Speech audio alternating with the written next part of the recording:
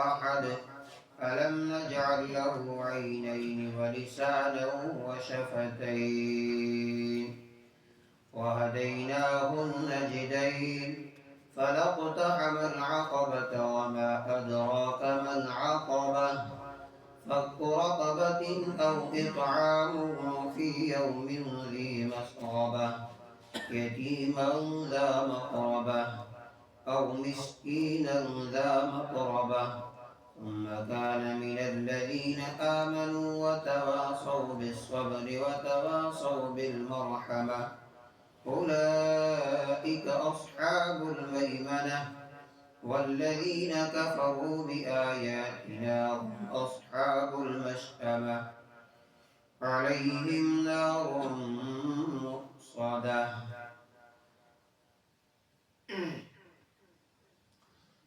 سورۃ البلد یہ مکی سورت ہے، 20 آیات اور ایک رکوع اس سورت میں ہے۔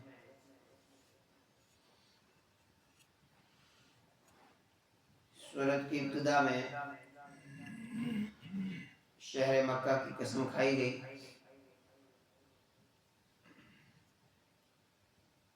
اور رحمت دو عالم صلی اللہ علیہ وسلم کو بتایا گیا کہ آپ اس شہر میں مقیم ہیں، اس وجہ سے اس شہر کی قسم کھائی جا رہی ہے۔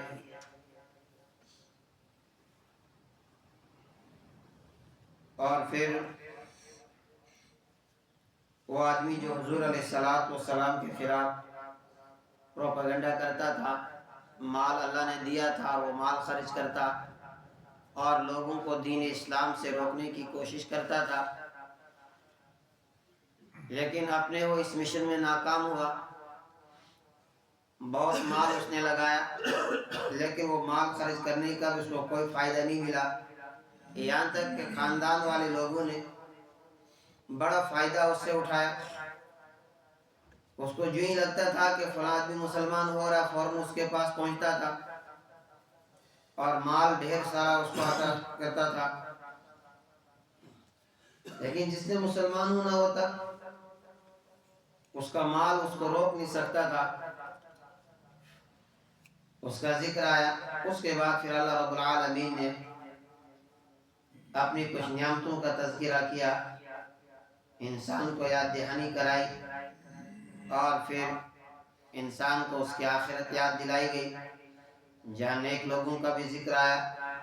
اور نافرمانوں کا بھی ذکر آیا۔ نیک لوگوں کو اللہ کی طرف سے انعام ملے گا، نافرمانوں کے لیے کیا سزا ہے اس کا بھی ذکر آیا۔ لا اقسم بهذا البلد، میں قسم کھاتا ہوں اس شہر کی، وَأَنْتَ حِلٌّ بِهَذَا الْبَلَدِ، اے نبی صلی اللہ علیہ وسلم آپ مقیم ہیں، آپ اترے ہیں اس شہر میں۔ اس شہر مکہ جس شہر پر آپ کے قدم لگے، آپ کی پیدائش یہاں ہوئی اور زندگی کے آپ نے 53 سال اسی مکہ المکرمہ میں گزارے۔ اس کے ہر گلی میں آپ کے قدم پڑے ہیں، اس لیے شہر کی عظمت اتنی بڑھ گئی۔ اللہ رب العالمین اس کی قسم اپنی کتاب قرآن مقدس میں اٹھا رہا ہے، وَوَالِدٍ وَمَا وَلَدَ، اور قسم ہے والد کی اور اولاد کی۔ اس قسم میں اس مشقت اور ذمہ داری کی طرف اشارہ ہے جو ایک والد کو اپنی اولاد کی پرورش اور تربیت وغیرہ کے حوالے سے برداشت کرنی پڑتی ہے۔ اب قسم کس بات پر کھائی جا رہی ہے؟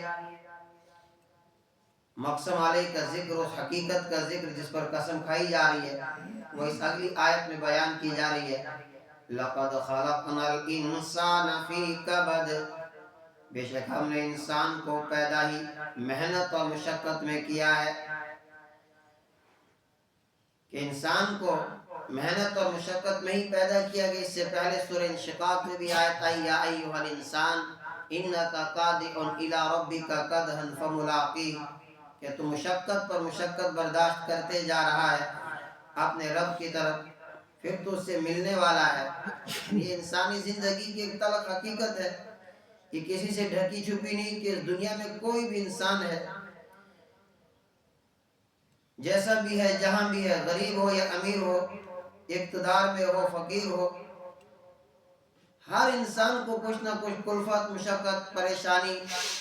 اس دنیا کے اندر اٹھانی ہے۔ کوئی انسان جسمانی محنت کے ہاتھوں بے حال ہے، تو کوئی ذہنی مشقت کی وجہ سے پریشان ہے۔ یعنی ہر انسان کو کسی نہ کسی طرح اس دنیا کے اندر پریشانی ہے۔ اَيَحْسَبُ الْإِنسَانُ أَن لَّن يَقْدِرَ عَلَيْهِ أَحَدٌ، کیا انسان سمجھتا ہے کہ اس کے اوپر کوئی قابو نہیں پا سکے گا؟ مشقت میں پڑے ہوئے انسان کا حال دیکھو،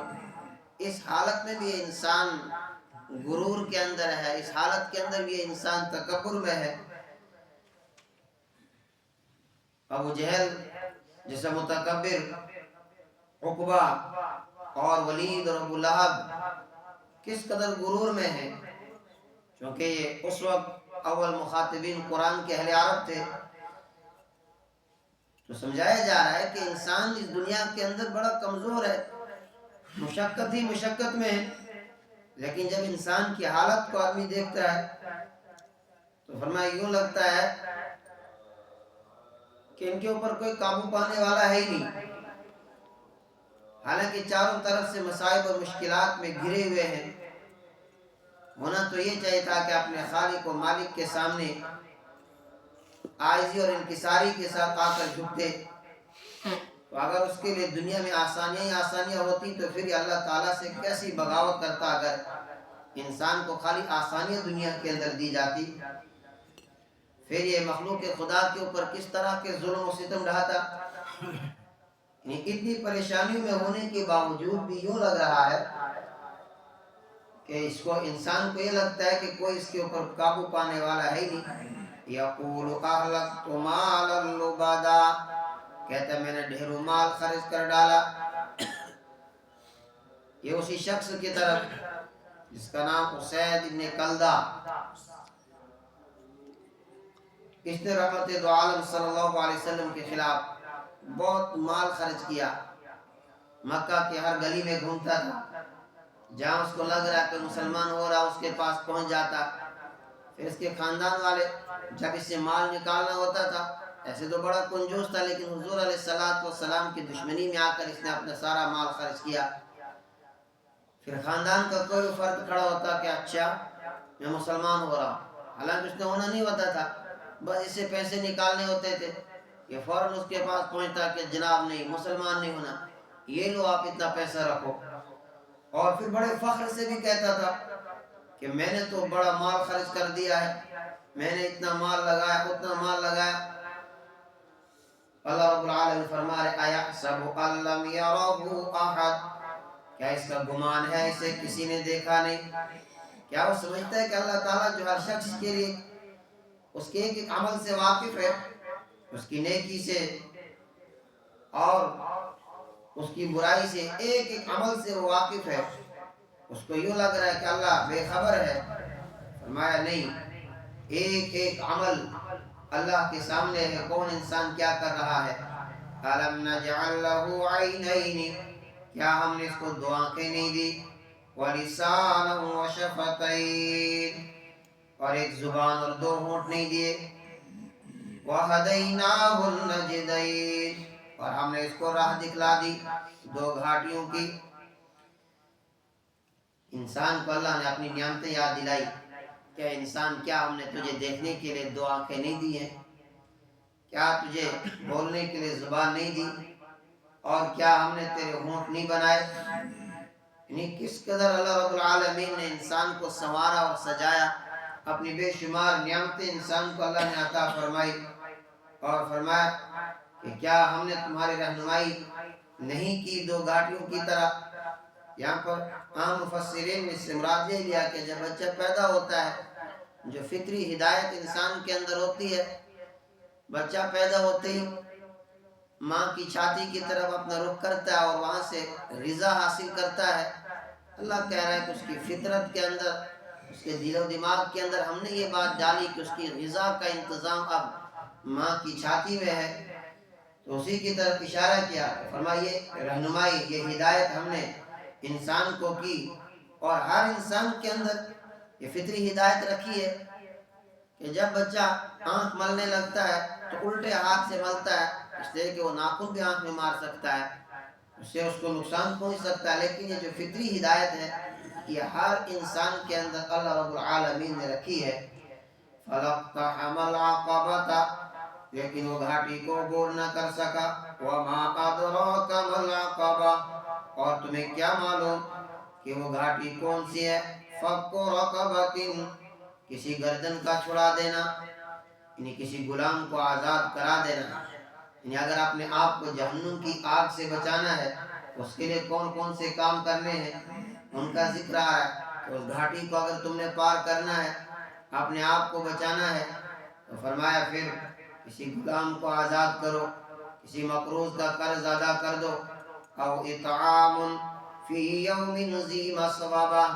یا کھانا کھلا دینا بھوک کے دن میں کسی شخص کے اوپر قحط ہو اور وہ بھوک کی وجہ سے مر رہا ہو، فرمایا اس کو کھانا کھلاؤ، اور خصوصی طور پر ایسی صورتحال میں جب اس سے اپنی اور اپنے اہل و عیال کی ضرورت کا خیال بھی پریشان کر رہا ہو، فرمایا اس وقت ایسے آدمی کی مدد کرو، یتیماً ذا مقربۃ، اس یتیم کی جو قرابت داری، جو رشتہ دار بھی ہے، قرابت داری میں بھی ہے، فرمایا ان یتیموں کا خیال رکھو، کیونکہ اس وقت ایسے یتیموں کا حق ہڑپ کیا جاتا تھا،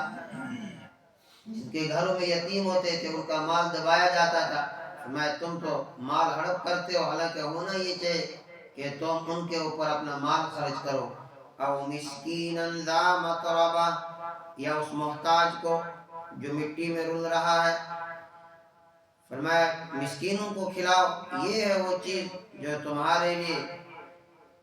جہنم سے بچنے کا سامان ہوگا۔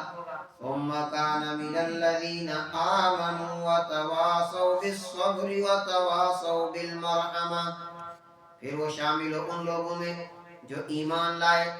خالی یتیموں کو کھلانے سے کام نہیں چلے گا، مسکینوں کو کھلانے سے کام نہیں چلے گا، فرمایا ان تمام کاموں کے لیے ایمان لانا بھی شرط ہے، اس لیے کہ آخرت میں جب فیصلے ہوں گے تو وہاں پر ایمان کی بنیاد پر فیصلے ہوں گے، اس لیے کہا کہ پھر وہ شامل ہو ان لوگوں میں جو ایمان لائے، وَتَوَاصَوْا، جن نے باہم ایک دوسرے کو بالصبر، صبر کی تلقین کی، وَتَوَاصَوْا بِالْمَرْحَمَةِ، اور ایک دوسرے کو ہمدردی کی نصیحت کی۔ ثم كان من الذين اولئك اصحاب المیمنہ، فرمایا یہ ہیں وہ لوگ جو دائیں ہاتھ والے ہیں، یعنی جن کو ان کے اعمال نامے دائیں ہاتھ میں دیے جائیں گے، اور یہ اللہ کے یہاں کامیاب ہوں گے جنہوں نے حقوق اللہ بھی ادا کیے، حقوق العباد بھی ادا کیے، اللہ کے بندوں کا خیال رکھا، آج اللہ کے یہاں ان کو انعام ملا، یہ کامیاب ہو گئے، اعمال نامہ دائیں ہاتھ میں دیا گیا۔ والذین کفروا بآیاتنا، وہ لوگ جن نے کفر اختیار کیا ہماری آیتوں کے ساتھ، انکار کیا ہماری آیتوں کا، ہم اصحاب المشأمہ، وہ ہیں بائیں ہاتھ والے، جن کا اعمال نامہ ان کے بائیں ہاتھ میں دیا جائے گا، علیہم نار مؤصدہ، ان پر آگ بند کر دی جائے گی، یعنی اب انہیں جہنم کے اندر دھکیلا جائے گا اور ان پر آگ دہکائی جائے گی۔ یہ وہ لوگ ہیں فرمایا جنہوں نے اللہ کی نافرمانی کی، نہ حقوق اللہ کا خیال رکھا، نہ حقوق العباد کا خیال رکھا، اس پر اللہ کی طرف سے ان کو سزا دی جائے گی۔ اللہ تعالیٰ ہمیں سمجھا۔